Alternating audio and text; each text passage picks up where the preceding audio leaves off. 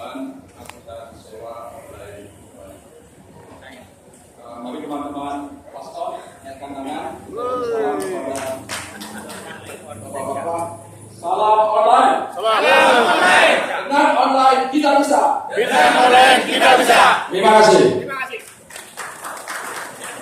Pagi Pak Sudi. Paslon lahir dari rasa sedih, rasa jengah. Kita pengusaha angkutan Bali selama ini cuma menjadi penonton, menjadi cadangan, bukan cadangan. Tanggal 1 Januari sama 31 Januari baru kami dapat penumpang. Selainnya kami cuma menonton. Dan itulah kami dengar. Kami mau meninggalkan cara kami yang mengkapling tempat, mengangkat harga dengan harga tinggi.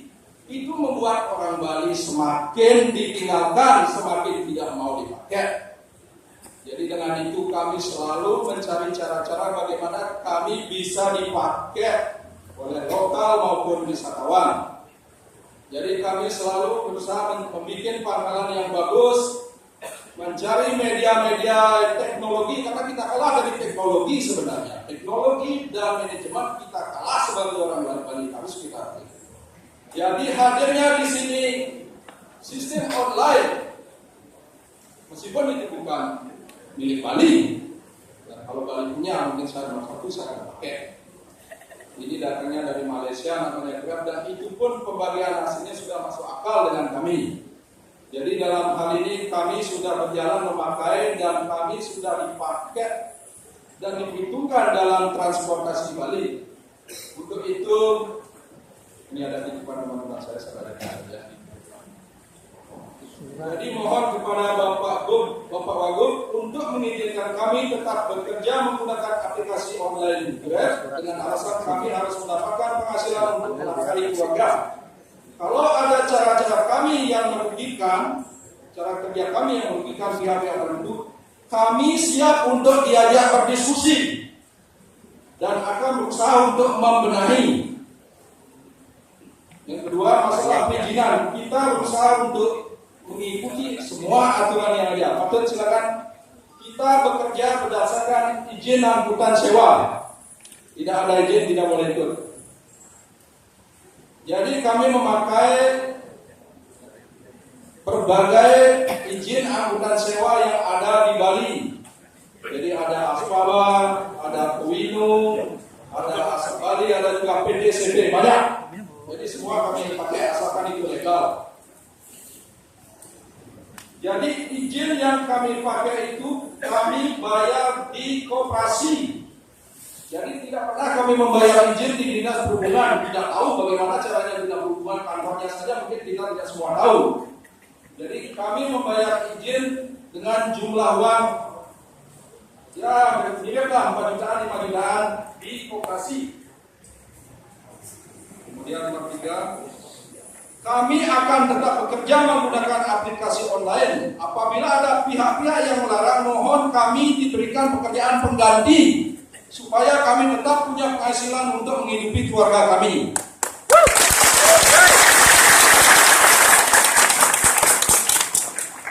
Kami juga mempertanyakan dalam forum ini, kenapa cuma aplikasi kami yang dipermasalahkan? Banyak sekali ada aplikasi, website, internet yang berbasis internet. Itu tidak bermasalah seperti MyBluebird, Gojek. Kenapa cuma kami? Ini secara saya itu saja. Terima kasih. Om Sati Sati Sati. Salam online. Salam online. Salam online. Salam online. Follow you. Salam online. Salam online. Salam online. Nah, gitu dong. Tadi belum makan ya? Ya, udah beli makan sendiri-sendiri dulu. Obat online. Sebentar Bapak makan setelah selesai ini. Saya terima kasih pada Pak Tengah Wirase. Wirayase. Pak Tengah Wirayase dan yang Wirayase Pak Tengah ya? Wirayase ya? Oh, pidato. Salam pidato. Oke. Saya sesungguhnya adalah juga bagian dari apa yang Pak lakoni, apa yang Pak kerjakan selama hidup saya. Saya merasakan bagaimana susahnya kita hidup. Ya. Pekerjaan yang pernah saya lakoni macam-macam, tanpa pilih kasih. Mulai dari petani, dagang ngaco, super kernet demo, tukang pelantai. Yang penting pekerjaan yang kita lakukan itu adalah halal dan mampu mendukung kehidupan kita. Terkait dengan harapan Pak Wirayasa tadi, keberadaan usaha online ini, pelayanan online terhadap masyarakat kita di bidang transportasi ini. Sesungguhnya Presiden kan sudah meminta kepada Menteri Perhubungan untuk memberikan, walaupun Menteri Perhubungan pernah menuntut, tetapi Presiden meminta kepada Menteri Perhubungan untuk memberikan kesempatan kerja ini kepada masyarakat kita, karena kita belum mampu untuk menciptakan lapangan pekerjaan lain.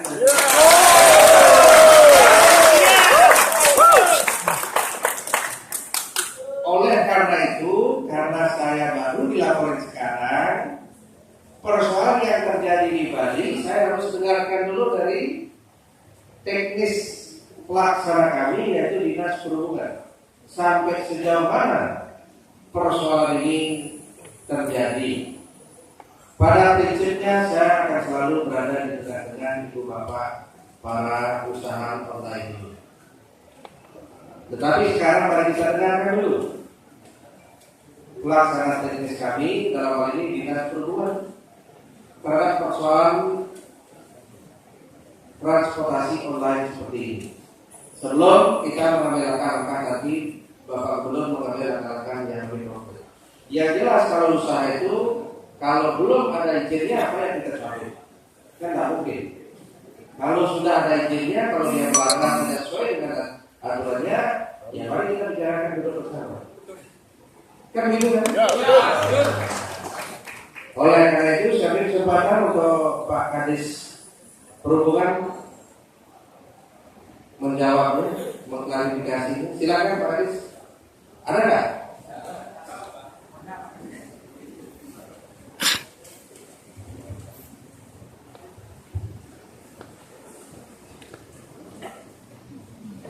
Terima kasih Pak Wagub. Om Swastiastu.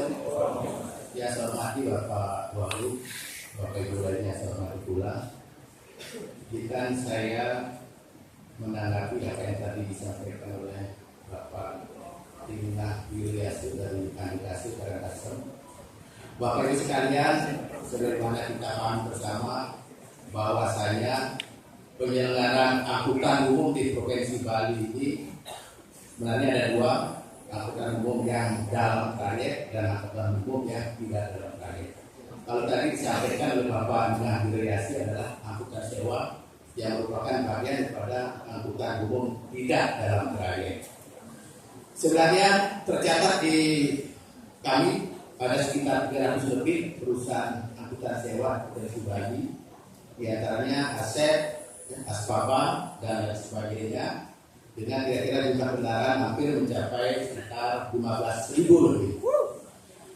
Kita tahu sama ada fenomena sosial, Pak, karena ini memudahkan untuk memberikan pelayanan baik kepada masyarakat itu sendiri sebagai pengguna jasa angkutan maupun juga perusahaan itu sendiri sebagai penyedia angkutan umum.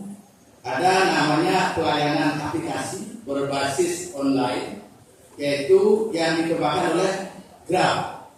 Grab memang tadi disampaikan dari Malaysia, dan ada satu lagi Uber.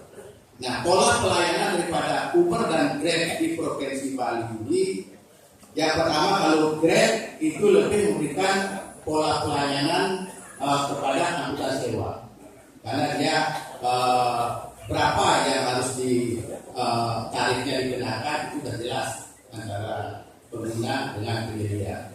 Nah, begitu juga untuk yang Uber lebih kepada pola pelayanan seperti taksi. Mereka pengenaan tarifnya berdasarkan jumlah kilometer dan waktu. Nah, kami Pak Wagub sebenarnya sudah melakukan koordinasi dan melakukan rapat pada tanggal 21 Januari tahun 2016 ini dengan mengundang seluruh stakeholder seperti dari Ditlantas Polda Bali, asosiasi atau operator angkutan umum, juga yayasan konsumen, terus juga organda dan lain-lain untuk kita secara bersama-sama menyatakan bagaimana terhadap kedua layanan itu yang notabene merupakan layanan aplikasi.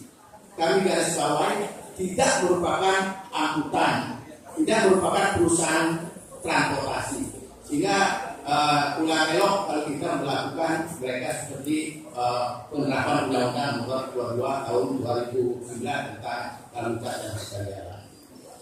Pada saat itu memang karena memang Grab ini menggunakan kendaraan yang ilegal, artinya kendaraan yang sudah terdaftar di kami, yaitu sudah memiliki izin angkutan umum. Nah, pada saat itu memang ya setuju ya, untuk mereka beroperasi sambil menunggu petunjuk teknis dari Kementerian Perhubungan. Nah, bagaimana dengan Uber taksi? Kalau Uber taksi karena mereka menggunakan kendaraan yang tidak terdaftar, artinya kendaraan yang memang ilegal, tidak punya izin, nah itu operasional kita tidak setuju. Nah, berkembang daripada itu, ya memang sebenarnya kami menyampaikan pada mitra kerja kita ini seperti organda untuk memfasilitasi dalam hal ini anggotanya untuk memberikan satu pendapat kepada kita, kepada pemerintah. Bagaimana untuk menyikapi hal itu? Kami sudah dengan teman-teman dan juga bapak-bapak dari Dewan sudah melakukan konsultasi ke Kementerian Perhubungan bertanggal 12 Februari yang terakhir ini, di mana untuk lebih jelasnya memang diminta untuk bersabar di dalam 1 bulan ini untuk menunggu keputusan daripada Pokja mengenai angkutan layanan umum ini, sehingga atas dasar menghormati rekomendasi yang diberikan oleh Ketua DPRD Provinsi Bali, Bapak Gubernur Provinsi Bali sebenarnya sudah menjawab, dan untuk sementara memang sampai dengan menunggu ya keputusan Pokja layanan angkutan umum ini, sementara untuk menyetop dulu operasional Grab ini. Dan yang kedua adalah kami dari Dinas Perhubungan Informasi dan Komunikasi Provinsi Bali sama sekali tidak pernah memberikan izin ya kepada Grab, baik selaku perusahaan transportasi dalam ini maupun sebagai termasuk kendaraannya. Ya, tapi terhadap koperasi atau perusahaan-perusahaan yang memang sudah memiliki izin, ya kami proses.